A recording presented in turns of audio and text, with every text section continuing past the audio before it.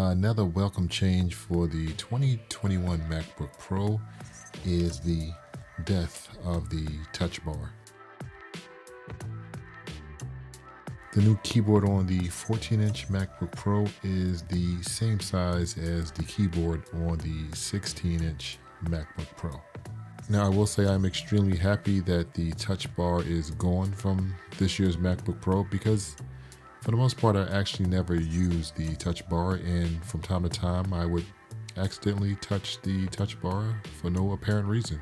Apple never really found a use case for the touch bar, and I'm glad it's gone. Now, of course, the keyboard on the MacBook Pro is black, but one nice touch that they added to this year's MacBook Pro is the black on black design, which I think has a nice touch.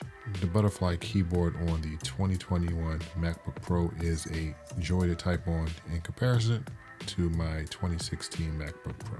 These keys are also backlit that you can adjust in the control center of the MacBook Pro OS. The trackpads on the MacBook Pros this year are awesome. Just keep in mind the trackpad on the 16-inch model is slightly bigger than the trackpad on the 14-inch model. In the top right corner of this year's MacBook Pro, you have Touch ID that you can use to log into your Mac or make purchases. I will say this keyboard is just awesome.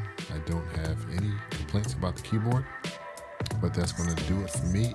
If you have any questions about the keyboard, don't hesitate to leave a comment below. Otherwise, I will catch you in the next one.